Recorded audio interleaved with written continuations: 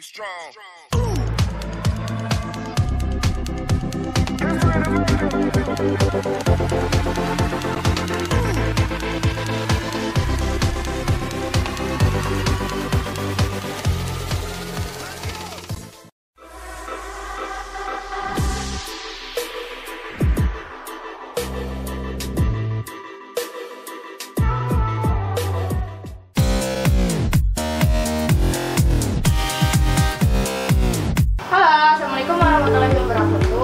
Kembali lagi bersama kami dalam acara Punten Podcast untuk membahas penyakit tidak menular.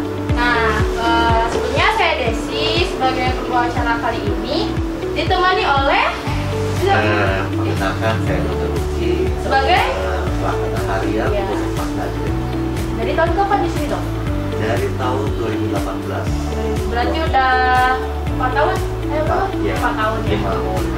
Dokter Luki ini kalau sekarang ini dokter satu-satunya laki-laki ya?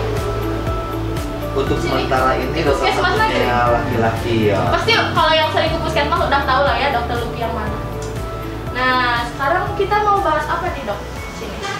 Kita hari ini mau bahas tentang penyakit jantung koroner. Pokoknya seputar penyakit tidak menular salah satunya. Tentang penyakit tidak menular, salah satunya ya jantung Jantung koroner. koroner. Jadi kita mau bahas tentang jantung koroner. Mungkin diawali dengan apa sih jantung koroner? Mungkin ya biar lebih jelas gitu. Jadi Secara, penyakit jantung koroner itu penyakit yang menyerang pembuluh darah di jantung hingga jantungnya itu bekerja jadi tidak normal. Jadi tidak seperti biasanya gitu. Tidak seperti biasanya karena ada sumbatan atau plak-plak di pembuluh darah yang ada di jantung. Jantungnya. Nah, itu biasanya kalau jantung koroner itu penyebabnya apa sih? Faktornya apa? Kenapa bisa orang kena jantung koroner? Ada faktor utama, kemudian ada faktor pendukung. Kalau faktor utamanya adalah kadar kolesterol yang terlalu tinggi terus menerus, jadi nggak terkontrol. Itu yang faktor utamanya. Kemudian faktor pendukung lainnya. Jadi maksud faktor pendukung ini tuh ketika udah kolesterolnya tinggi dan tidak terkontrol, ditambah-tambah dengan misalnya ada darah tinggi, ada hipertensi, ada merokok, gitu kan, ya. jadi komplikasi. Jadi tapi kalau faktor utamanya sih karena kolesterol. Karena kolesterol. Ciri-cirinya gimana sih kalau misalnya kita punya kanker ini berarti? Jantung Ciri-cirinya koroner itu silent killer ya, jadi memang penyakit yang tiba-tiba gitu ya.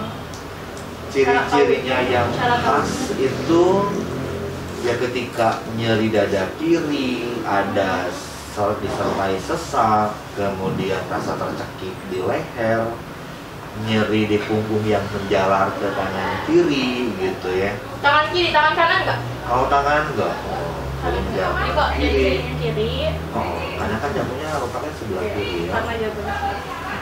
Segera periksain ke tempat pelayanan kesehatan, ke dokter lah gitu. Nah, takutnya yaitu jantung koroner. Berarti itu faktor-faktornya. Kalau cara pencegahannya kayak Cara pencegahannya ya tentu dihindari yang faktor penyebab utamanya ya. Tadi ya. Salah satunya kolesterol. Tadi yang pencetus kolesterol tinggi itu harus dikurangi ya, kayak makanan-makanan yang berkolesterol gitu ya, berminyak-minyak. Cireng ini. Oh gitu jadi. Ya, seafood aja tinggi kolesterol. Seafood ya tinggi, kemudian apa namanya? Yang Jeroan, goreng, iya. Yang goreng, babat gorengan yang ya. kayak gitu. Penggunaan minyak berulang kali itu faktor penyebab utama kolesterol. Justru itu yang enak dong. Kalau mesinnya Justru itu yang enak. Iya.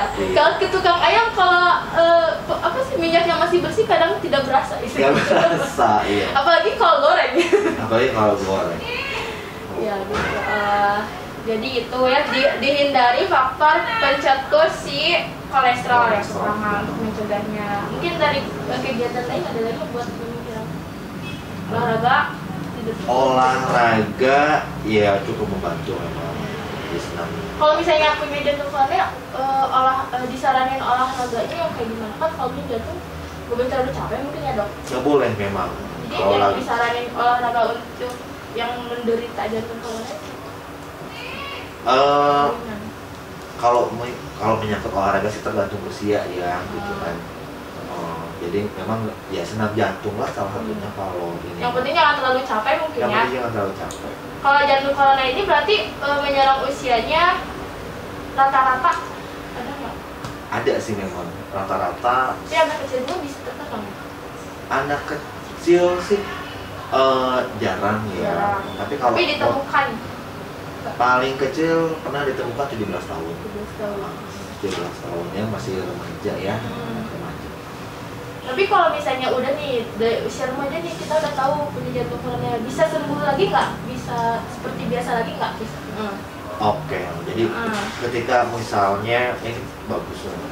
Jadi ketika misalnya terdeteksi nih, gitu kan ya, terdeteksi oleh pemeriksaan di tempat pelayanan kesehatan dan dinyatakan oh ini jantung koroner, itu bisa Bisa sembuh ya? bisa sembuh, tergantung seberapa berat penyakitnya.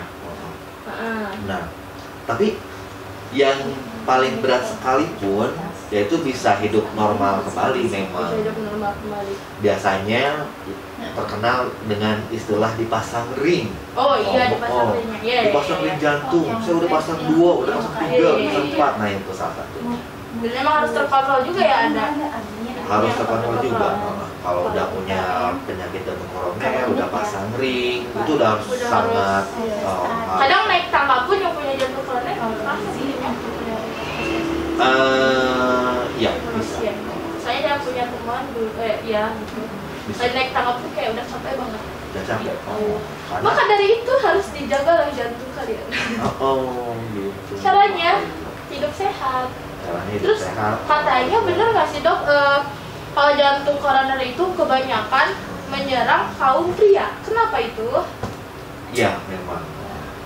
Ya berdasarkan penelitiannya begitu memang. Karena mungkin kalau laki-laki tuh banyak apa ya? Makan di luar. Makan di luar. Merokok ya. Merokok juga. Teman-teman. Udah makan di luar gitu kan ya. Maksudnya gini, kenapa makan di luar? Karena kan penggunaan minyak goreng di luaran itu sulit untuk dikontrol ya. Nggak semua penyedia layanan makanan itu mereka menggunakan minyak sekali pakai. Keuntungan juga mungkinnya apa sih? Hitung ke yang dalam kan mungkin setiap hari mungkin ya. Gitu.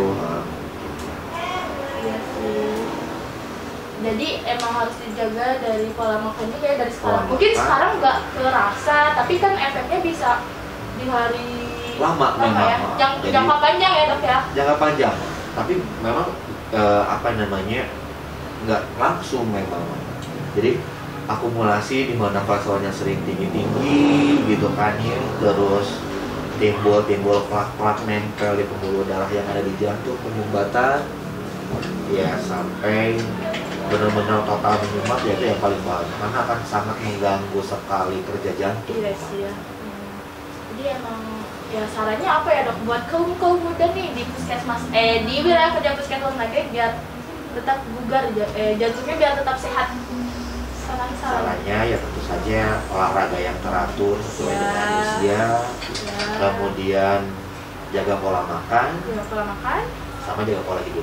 Yang maksudnya pola makan tuh yang rendah-rendah kolesterol yang kayak gitu, pola hidup ya hindari terutama rokok dan alkohol. Terutama merokok ya, ingat pasti merokok. Kalau udah kolesterol ditambah merokok itu udah mantap itu. Mantap. Jadi memang. Jadi kemungkinan besar ke arah penyakit jantung koroner itu sangat besar, sangat dekat lah. Itu sih pencetusnya kebanyakan dari merokok ya dok ya. Emang susah sih ya kalau misalnya berhentiin sekaligus. Ya pengen berhenti merokok susah sih ya dok ya. Gimana niat cuy? Gimana niat ya? Kalau ada niat, ini mah kadang-kadang orang-orang tuh kalau udah kerasa efeknya baru berhenti. Nah justru kan harus dari sekarang guys sih. Baiknya sih. Iya gitu. Menasihati diri sendiri. Mulai berhenti sedini mungkin. Ya, tapi kalau misalnya olahraga kayak olahraga ini kan tadi disaranin buat olahraga terawat, tapi kalau misalnya olahraganya berlebihan pun nggak baik juga buat jantungnya. Nggak baik juga Pak. Karena iya harus diimbangi dengan istirahat yang cukup. Harus diimbangi. Makanya minimal tuh olahraga sehari 30 menit ya. Tergantung usia. Oh, tergantung usia. Ada usia, nanti ada porsi olahraganya. Kalau udah merasa lelah jangan dipaksain. Kau tentu usia berapapun kalau udah lelah memang jangan dipaksain.